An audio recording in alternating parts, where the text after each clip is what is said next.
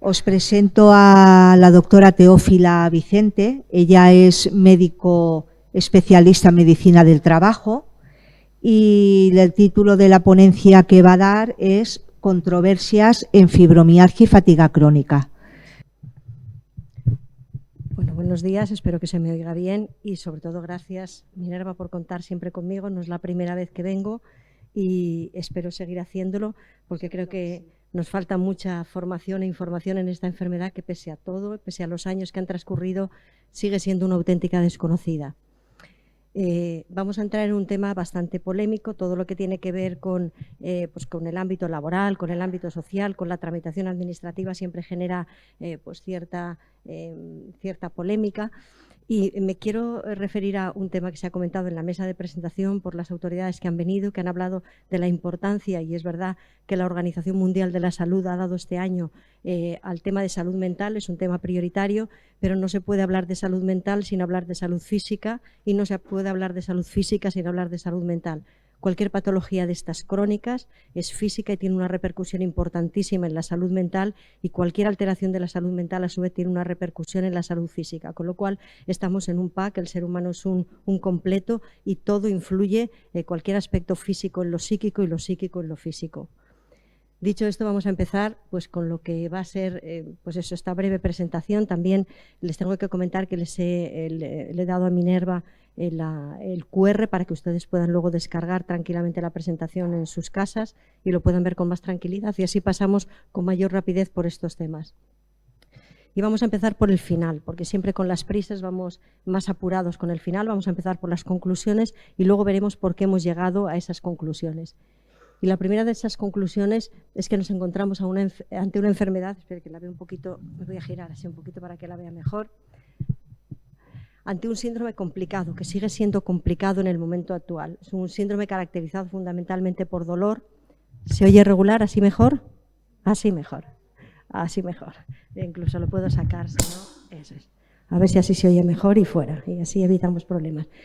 Estamos ante un síndrome complicado que se caracteriza fundamentalmente por dolor, pero no solo por dolor, como ahora veremos, y esto nos va a complicar mucho luego, sobre todo el diagnóstico.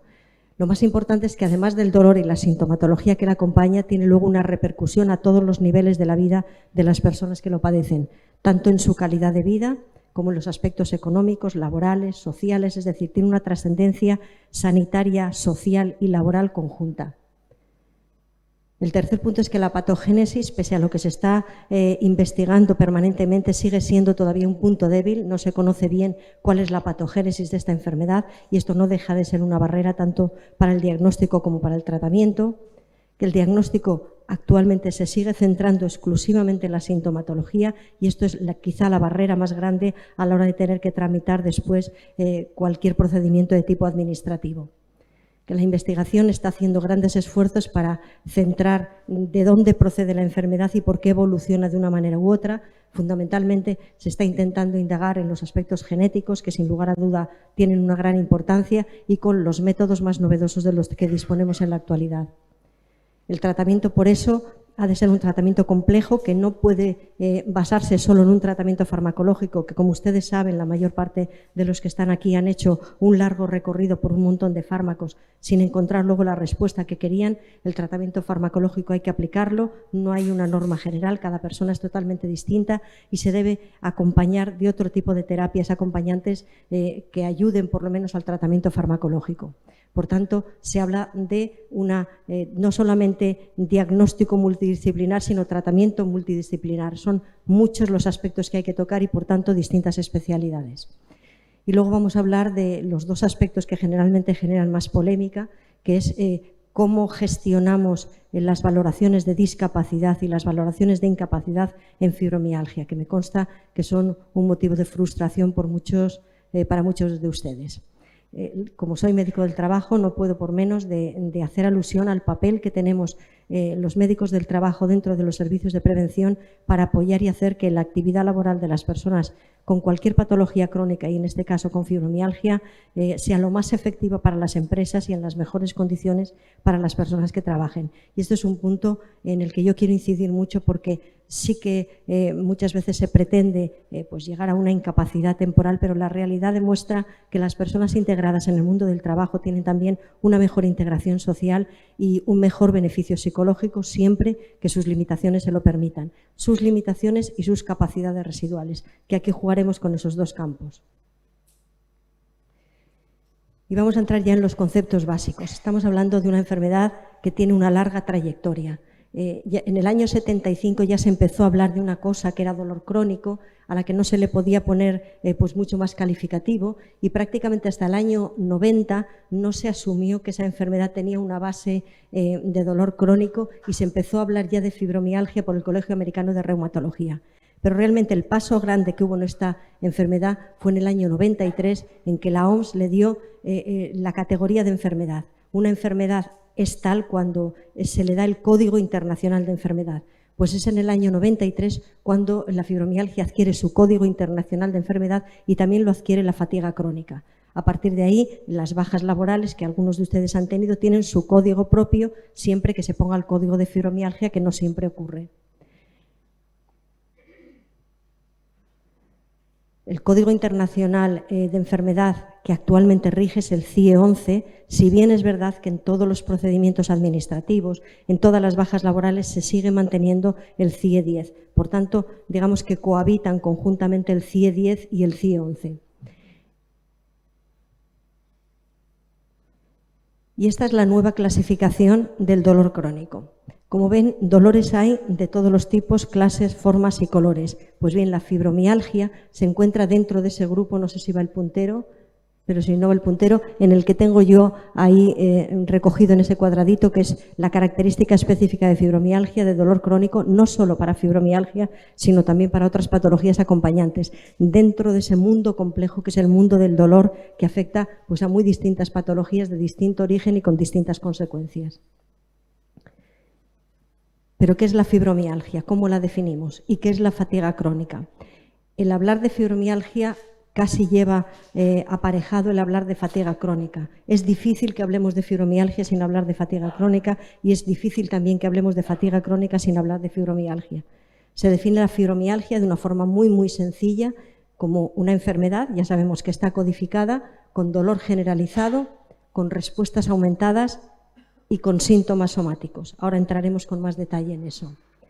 Y la fatiga crónica es la sensación de cansancio, de fatiga tanto física como mental, que no responde muy bien a ninguno de los aspectos tradicionales. Es decir, ni mejora mucho con el reposo, ni empeora muchísimo con la actividad física. Normalmente cuando las personas nos cansamos por una actividad física y descansamos después, suele desaparecer esa sensación de fatiga. No ocurre aquí en el caso de la fatiga crónica.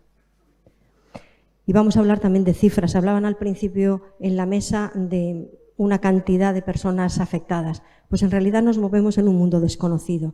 Las cifras de prevalencia en todo el mundo varían desde un 0,5% de población afectada hasta un 12%, es decir, un margen amplísimo. ¿Y por qué se produce este margen amplísimo? Pues veremos que eso tiene una justificación. Desde un 0,5 a un 12% hay muchos miles de personas que están por medio y que tienen o no tienen fibromialgia. Veremos por qué se da esa variedad en las cifras y siempre pensemos que cuando se habla de estadísticas y se habla de cifras es porque se han recogido los datos de una forma determinada. Según cómo se recogen los datos, salen después los porcentajes de enfermedad. Y es ahí donde está la clave en esta variabilidad que tenemos en la prevalencia. Lo que sí que tenemos claro es que es una enfermedad que afecta mayoritariamente a mujeres, sí que hay hombres afectados, pero en mucha menor proporción, que suele aumentar con la edad, aunque ahora desafortunadamente se están diagnosticando casos de fibromialgia en niños y en adolescentes, pero es raro que por encima de los 80 años haya personas con fibromialgia, con lo cual coge ese rango de edad de actividad escolar cuando se trata de niños y adolescentes y en toda la época de actividad social y laboral de las personas adultas. Y esto es lo que le da esa trascendencia luego en su impacto económico, su impacto social y su impacto laboral. Y también su impacto judicial, porque muchos de estos procesos llegan al ámbito judicial. Y esta es la pega con la que nos seguimos encontrando actualmente.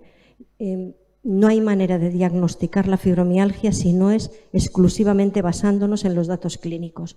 De cualquier otra enfermedad tenemos una clínica importante, pero siempre tenemos el apoyo de pruebas complementarias. En este caso carecemos de pruebas complementarias. Solamente es la exploración clínica, la anamnesis, lo que nos va llevando de la mano al diagnóstico de la fibromialgia. Y esto es lo que hace muy complicado. De ahí que se necesite, insistía antes Minerva y le doy toda la razón, en que haya una formación importante en qué tenemos que mirar en esa historia clínica para orientar el diagnóstico de fibromialgia. Si no somos conocedores de los criterios que rigen la fibromialgia desde el punto de vista clínico, difícilmente vamos a poder orientar ese diagnóstico a la fibromialgia. Con lo cual, yo me voy a remitir a lo que nos dijeron a nosotros cuando empezamos la carrera, en primero de carrera.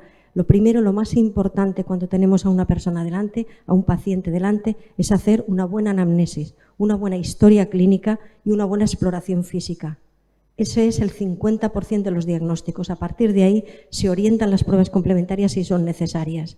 Si hiciéramos una buena historia clínica y una buena exploración, ahorraríamos muchísimo en pruebas complementarias que en este momento están suponiendo un gasto económico innecesario para la sanidad pública.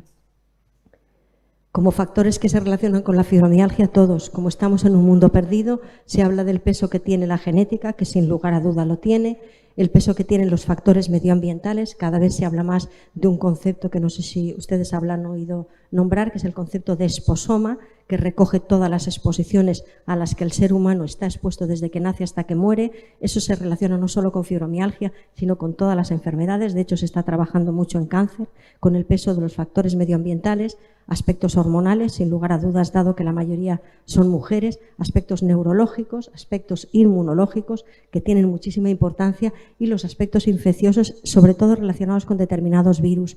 De hecho, hay un grupo de investigación aquí en la Universidad Católica de Valencia que está precisamente investigando la relación de un grupo de virus con la fibromialgia y con resultados que están resultando bastante positivos, con lo cual ahí parece que se está abriendo una pequeña ventana a la esperanza. Pero la realidad es que en la gran mayoría de las personas afectadas de fibromialgia no se identifica ninguna causa concreta que nos pueda decir por esta causa usted padece fibromialgia. ¿Y qué es esto de los criterios? Pues esto de los criterios es lo que en el ámbito médico se utiliza cuando vamos bastante perdidos en un tema, cuando no tenemos nada a lo que ajustarnos, como es este caso, que nos movemos meramente dentro del conjunto de síntomas. Un grupo de expertos, que normalmente es a nivel internacional, consensúan, se ponen de acuerdo para que cuando se hable de una patología, en este caso de fibromialgia, todos hablemos de lo mismo. Lógicamente son unos criterios que no son fijos, que se van modificando a lo largo de los años según va habiendo cambios, y entonces los criterios nos orientan por lo menos a hablar todos de fibromialgia refiriéndonos a los mismos temas. Ha habido gran cantidad de criterios a lo largo de los años. En esa clasificación y en esa codificación intervienen profesionales de muy distintas ramas y deben ser adaptados a las condiciones también de cada uno de los países. Cuando se hacen consensos internacionales, pero lógicamente la situación sociopolítica, administrativa, que por ejemplo existe en España, puede no existir en otro, y hay que ir adaptando esa codificación a las características de cada uno de los países. Como referencia, los primeros criterios de clasificación de consenso fueron en el año 90 por la Asociación Americana de Reumatología. El salto más importante fueron los criterios de 2010 y 2011, que siguen vigentes en el momento actual, porque estos criterios son de utilidad todavía en el momento actual para tipificar la severidad de la enfermedad. Estos criterios, que teóricamente han sido superados por los que son vigentes, los del año 2019, que son a los que nos vamos a referir ahora, nos sirven, pero tenemos que apoyarnos en el VPI y en el SSS cuando se tienen que hacer informes de discapacidad o de incapacidad para intentar cuantificar de alguna manera la severidad de la enfermedad. No tenemos otra forma de determinar hasta qué punto esa enfermedad está impactando en las personas. Cuando uno presenta un informe de discapacidad, un informe de incapacidad, tiene que cuantificar hasta qué punto esa enfermedad está afectando a cada una de las personas. Y esos números tienen que salir de algún sitio. Y la única forma en que podemos sacar números que tengan cierta validez comparativa son los que nos dan los criterios de 2010 y 2011, aunque los vigentes actualmente son los del 2019. ¿Y por qué esa disparidad de cifras, decíamos antes, en la prevalencia, desde el 0,5 al 12%? Pues porque cuando se utilizan estos criterios se hacen con muy distintos fines. Se pueden utilizar para clasificar la enfermedad, se pueden utilizar para el diagnóstico o se pueden utilizar para el cribado, es decir, para la detección de casos. Según para qué se utilicen, la forma de recogida de esos datos va a ser distinta y, por tanto, los datos van a variar de una forma bastante grande entre unos y otros. Cada uno de estos criterios identifica subconjuntos que son diferentes y, por tanto, los resultados también lo son. Esta guerra de criterios nos ha permitido avanzar y nos ha permitido saber que hay unos instrumentos con los que podemos trabajar, pero con gran disparidad entre unos y otros. Esto sí que quiero destacárselo porque este es de los pocos avances que se ha conseguido. No sabremos hasta qué punto esto va a significar algo o no va a significar, pero los criterios de 2019 han encuadrado la fibromialgia dentro de un tipo de dolor nuevo, un dolor que se llama dolor nociplástico. La fibromialgia es el prototipo, junto con otras enfermedades, de este tipo de dolor nociplástico, que ha sido reconocido por la Asociación Internacional de Estudio de Dolor. Incluye no solamente la fibromialgia, sino otro tipo de patologías con dolor crónico, como es la cefalea tensional, la que comentaba mi compañera anteriormente, el síndrome del intestino irritable y otro tipo de afecciones, y que se superponen a otros tipos de dolor previos, como era el nociceptivo o el neuropático. O sea que en solo 3 décadas hemos pasado de que se considerara la fibromialgia y el dolor de la fibromialgia prácticamente como un término basura a que actualmente se le considere como el prototipo de un tipo de dolor, una afección específica que se caracteriza por el dolor nociplástico. Esto parece una cosa banal, pero no lo es. Por lo menos se le ha dado una entidad a ese tipo de dolor. Se le ha dado una prioridad sobre el dolor que se estaba manejando hasta el momento actual, dolor crónico, tiene dolor, no, ahora tengo dolor nociplástico. Es decir, me ha dicho la Sociedad Internacional de Dolor que mi dolor es este tipo específico y que tiene unas implicaciones importantes a todos los niveles. Estos son los criterios que actualmente rigen para poder diagnosticar una fibromialgia. Les he puesto la revista internacional donde se han publicado y para hablar hoy por hoy de fibromialgia tenemos que hablar de los criterios de la AAPT, que a su vez tiene esos 5 criterios que vamos a ir deslindando unos de otros. Pero esto hoy es la Biblia de la fibromialgia. Cuando tengan que diagnosticar cualquier profesional la fibromialgia o cuando tengamos que aplicar estos criterios a los informes, tenemos que ajustarnos a estos criterios porque son los actuales, pese a que nos apoyemos en los anteriores para valorar la severidad. Las dimensiones de estos criterios, la primera es esta. El criterio diagnóstico básico, que nos dice que fibromialgia es una enfermedad que se caracteriza por un dolor multisitio. Esto es, que estén afectados 6 o más sitios de los 9 que les voy a señalar después. Pero no solo eso, sino que además, junto con ese dolor multisitio, tiene que haber problemas de sueño tipificados por un profesional entre moderados y graves. Y tiene que haber fatiga. Y que ese dolor multisitio con la fatiga y con los problemas de sueño deben haber estado presentes al menos durante 3 meses. Estos son los sitios que se identifican, los 9 sitios, de los cuales 9 tienen que estar afectados. Y respecto a la fatiga, son esas características que decíamos. Es una fatiga de gravedad por lo menos moderada, tipificada así por el profesional de salud, física y psicológica, sin relación muy clara con el reposo y sin relación muy clara con la actividad, es decir, que tiene unas características muy variables, y con problemas de sueño de todo tipo. Problemas de sueño que incluyen la dificultad para conciliar el sueño, el no poder quedarse dormido, los despertares frecuentes o la sensación de falta de descanso después de dormir. Creo que luego vamos a hablar de trastornos del sueño y esto es los trastornos del sueño de la fibromialgia son mucho más anárquicos que los que se dan en otro tipo de patologías del sueño. Estos síntomas, el conjunto de ellos, el dolor multisitio, los problemas de sueño y la fatiga, deben ser evaluados de gravedad al menos moderada por un profesional de la salud y durante más de 3 meses, como hemos visto. Esto es importante porque cuando vayamos a hacer un informe, ajustémonos a lo que la ciencia nos dice que es fibromialgia. Si vamos haciendo informes sin ajustarnos a ellos, pues la verdad es que no vamos a tener un respaldo. Cuando uno pone estos síntomas, y lo respaldo porque esta publicación internacional me dice que esto es fibromialgia, eso tiene una validez científica y hay que ajustarse a ella porque es lo único que tenemos. El punto fundamental es, como comentábamos antes, la gran dificultad de establecer un diagnóstico diferencial. Tenemos una patología dolorosa y el dolor está, sobre todo el dolor de características fibromialgias, acompaña a muchas otras patologías que sí que tienen un sustrato objetivo.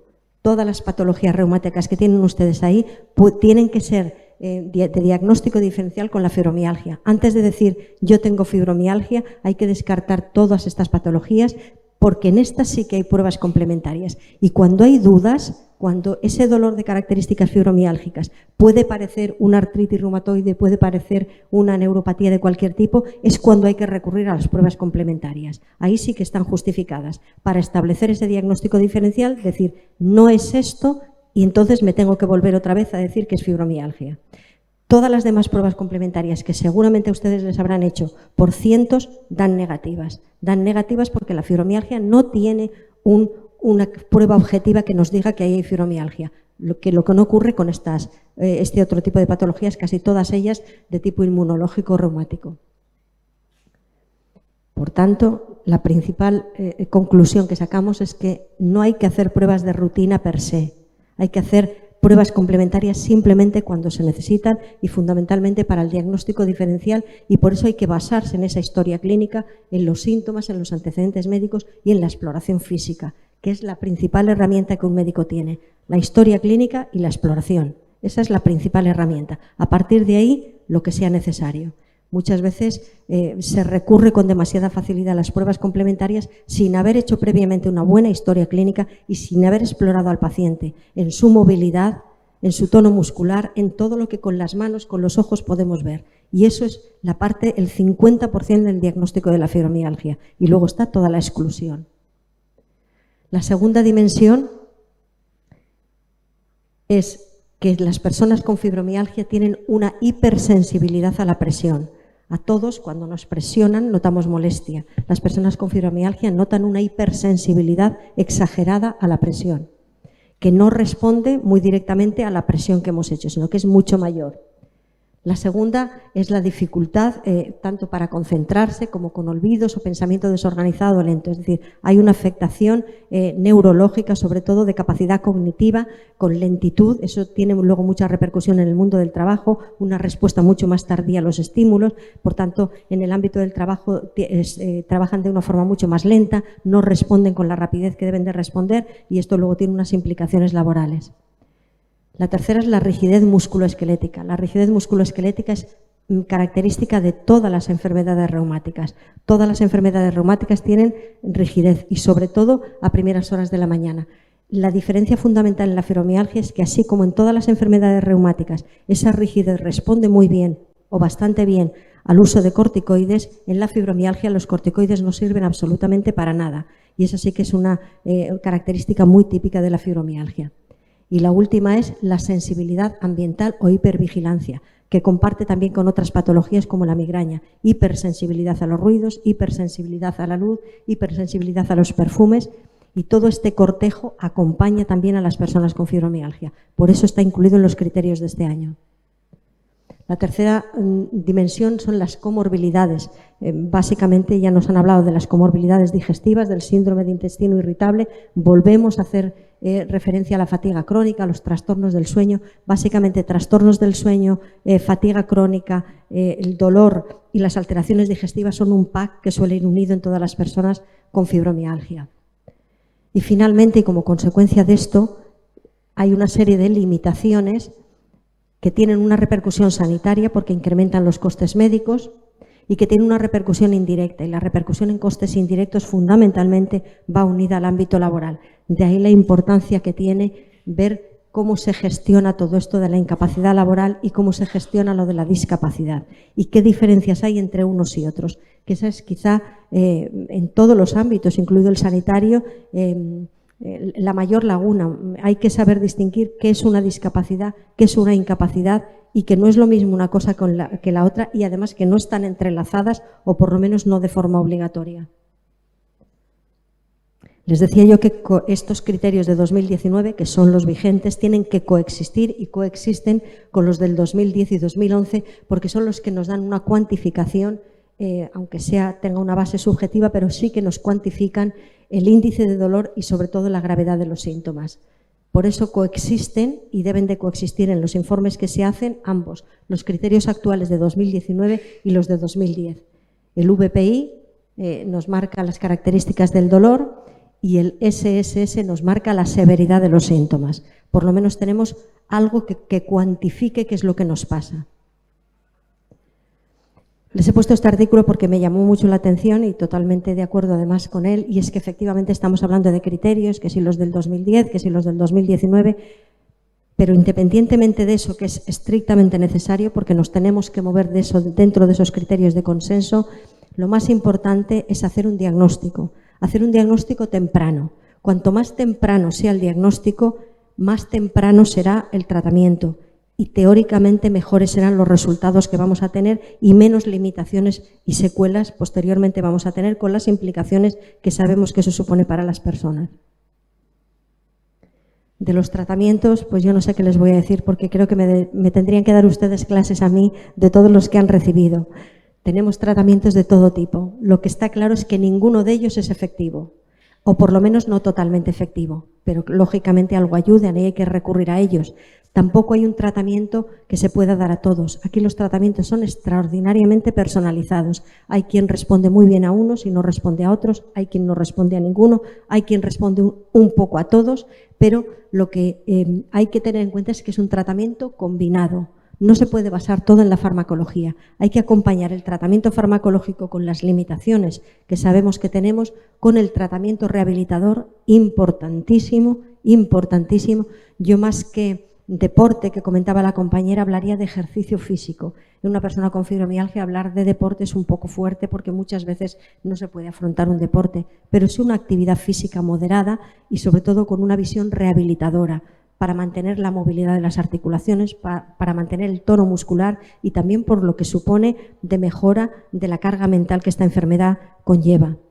Terapia psicológica y terapia cognitivo-conductual. Todo esto tiene que ser un pack. Hay una repercusión física, hay una repercusión mental y hay que trabajarlo todo en conjunto. ¿Cómo? Probablemente debería haber unidades específicas de fibromialgia donde se reunieran todos estos profesionales y cada uno tratara lo suyo. Eso sería lo ideal.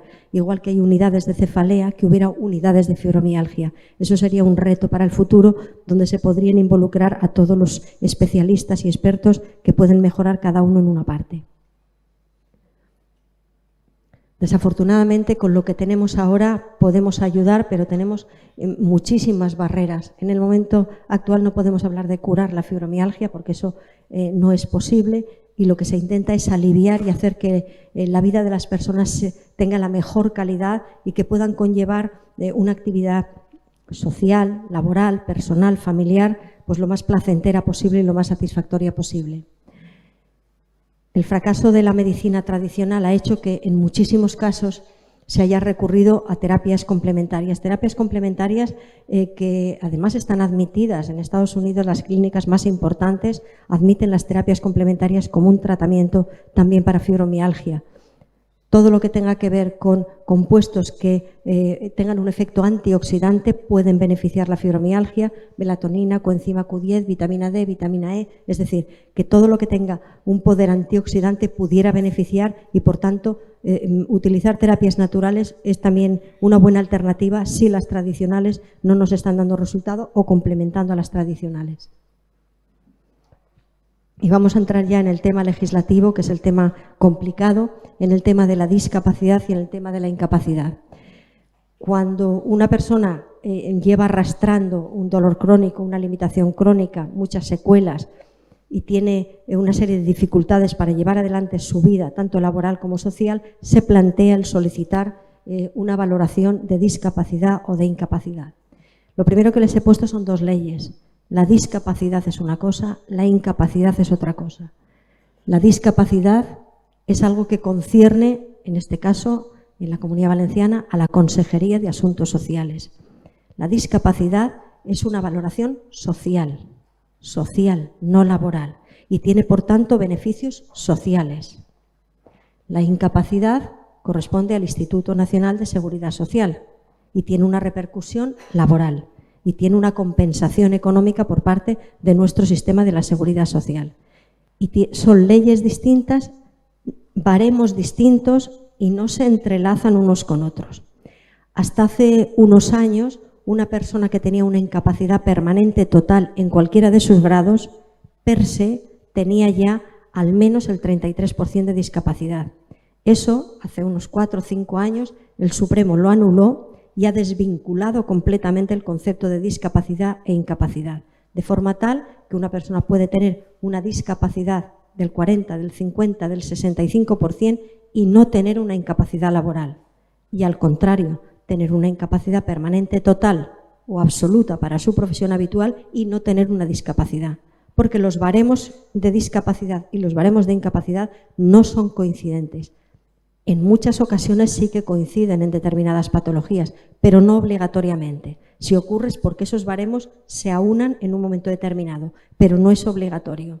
Lo digo porque muchas personas dicen, pues si tengo una discapacidad que me han dado el 50%, lo llevan a las empresas. Mira, se lleva a las empresas para que te hagan valoraciones de adaptación para tu puesto de trabajo, pero no porque conlleve una incapacidad. Y por supuesto el INS eso no lo asume en absoluto como vinculante para una incapacidad permanente.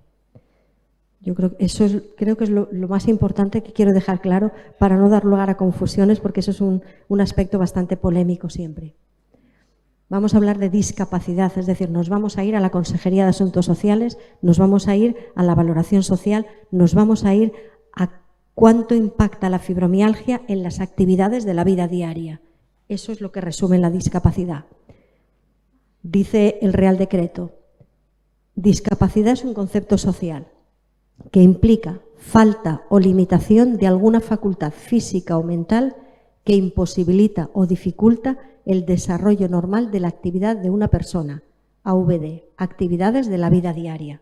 Estamos en el ámbito social, en cómo nos impacta en nuestra vida diaria.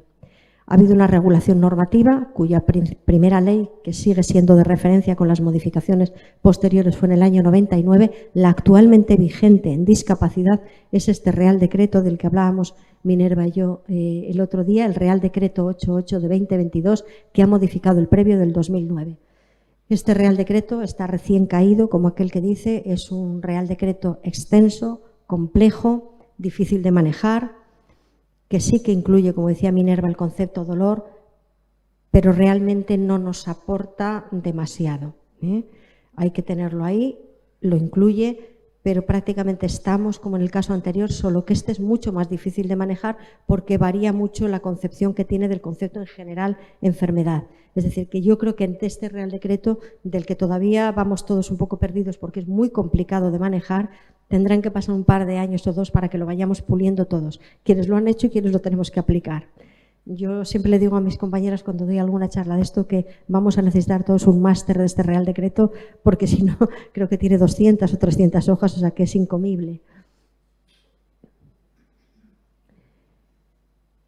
Cuando hablamos de incapacidad nos vamos al mundo de la empresa, nos vamos al Instituto Nacional de Seguridad Social y ahí nos dice que una incapacidad es un desequilibrio entre las capacidades funcionales y los requerimientos del puesto, pudiendo ser este desequilibrio transitorio, y en este caso hablaríamos de una incapacidad temporal, de lo que se viene a llamar una baja laboral, o permanente, y en este caso hablaríamos de una incapacidad permanente de la que saben que existen 3 grados, incapacidad permanente total, incapacidad permanente absoluta y gran invalidez. También aquí ha habido una regulación normativa que se ha ido modificando siempre alrededor de la Ley General de Sanidad, y la que está vigente en el momento actual es el Real Decreto Ley del año 23, también recién caída, pero la verdad mucho más manejable.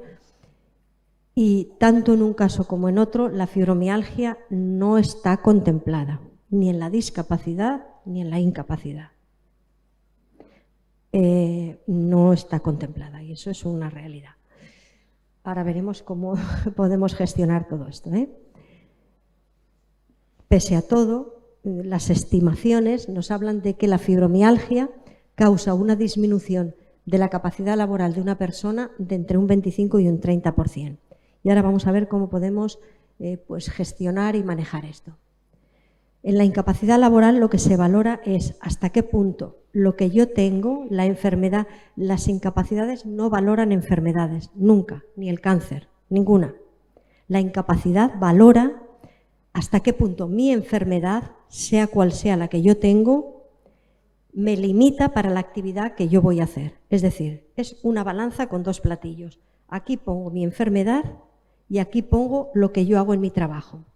Y cuando hay un desequilibrio es cuando se plantea una valoración de incapacidad. Cuando las limitaciones que yo tengo y mis capacidades residuales no son capaces de asumir las exigencias y los riesgos que tiene mi puesto de trabajo. Por tanto, es una valoración doble en la que uno presenta todo lo que tiene respecto a su enfermedad objetivamente. Eso le voy a recalcar el objetivamente tanto en discapacidad como en incapacidad. Hay que llevar pruebas objetivas. No se puede valorar me siento mal, porque eso no se cuantifica. No se puede valorar me duele mucho, porque eso no se cuantifica. Hay que objetivar en lo posible.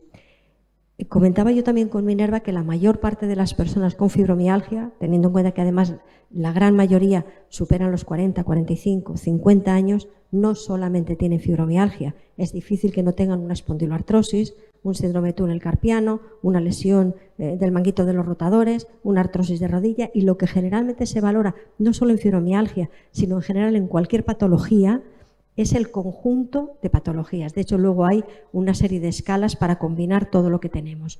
Por tanto, hay que llevar objetivamente todo lo que tengo. En fibromialgia, mire, todo negativo, ¿verdad que todo negativo? Ahora a ver cómo me lo cuantifica usted con esos criterios de consenso que tengo. Y aparte, pues mire, tengo esto, esto y esto que sí que tiene pruebas objetivas. Y ese conjunto es lo que se valora, tanto en discapacidad como en incapacidad, porque esto va por baremos. Lo que hay en un Real Decreto son definiciones de patologías y números y porcentajes. Y es que hay que traducirlo a números y porcentajes. Yo muchas veces cuando hablo de esto les ruego que se pongan un poco en la otra parte de la mesa, en la dificultad que tiene una persona que tiene que valorar eso para valorarlo. Porque está allí viendo lo que tiene, se tiene que ajustar a una normativa que viene en un Real Decreto y no sabe ni por dónde coger aquello, porque no tiene nada a lo que acogerse. Y es muy complicado y a veces hay que hacer, utilizar caminos indirectos, ver otras patologías, es decir, que es complicado, ¿eh? Nosotros nos quejamos cuando no obtenemos cosas, pero también cuando tenemos que hacer esas valoraciones también es bastante complicado y yo se lo digo ya también por experiencia. No hay un baremo claro y depende de la pericia del evaluador, en un caso y en otro, tanto en el EBI como en las consejerías de asuntos sociales. Cuando hablamos de incapacidad laboral, hablamos del mundo del trabajo. No todas las personas que tienen una fibromialgia son subsidiarias de una incapacidad permanente, de ningún tipo. Lo que suele ocurrir es que hay periodos, como en casi todas las enfermedades crónicas, de reagudización en las que necesitan un periodo de baja laboral, una incapacidad temporal. Las empresas, dentro de los servicios de prevención de las empresas, tienen médicos del trabajo y esos médicos del trabajo hacemos esas valoraciones, tanto iniciales, cuando una persona entra al trabajo, periódicas, cuando las personas se someten a vigilancia de la salud periódica, que yo se lo recomiendo, y sobre todo tras un periodo de incapacidad temporal. Cuando una persona está en una incapacidad temporal prolongada, al retorno a la empresa se le ha de hacer una valoración de aptitud y en esa valoración de aptitud se valora precisamente eso, qué limitaciones tengo y qué capacidades residuales, qué exigencia tiene mi puesto de trabajo y si yo voy a poder ser capaz de desempeñar ese trabajo.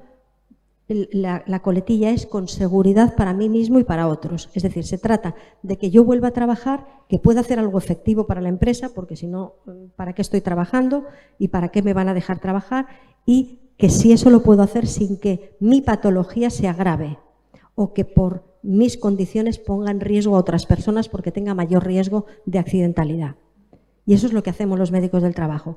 A partir de ahí entra la gestión de la empresa. Los médicos del trabajo hacemos esto, hacemos un informe de aptitud, apto completo, apto con limitaciones, con medidas adaptativas, con medidas restrictivas o un no apto. Hay distintas opciones. Eso se pasa a los gestores de la empresa y los gestores de la empresa, dentro de sus opciones, ven las posibilidades de adaptación, de restricción, de cambio de puesto de trabajo si las hay.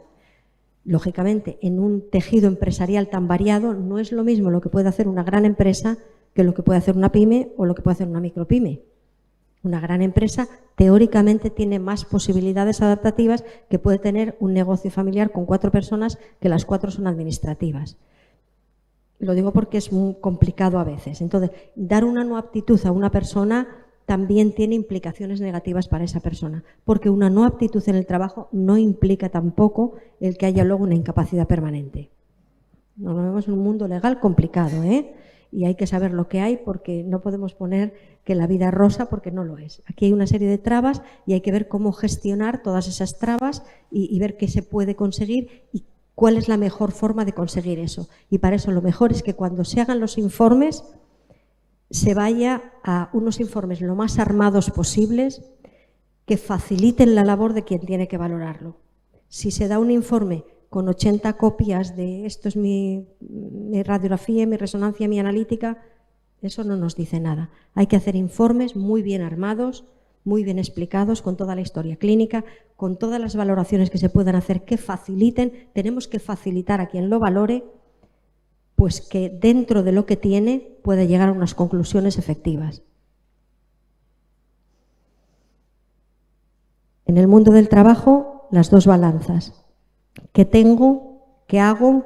¿Es compatible? ¿No es compatible? ¿Soy apto? ¿No soy apto? ¿Tengo limitaciones? ¿Se me pueden hacer adaptaciones? ¿Se me pueden hacer restricciones?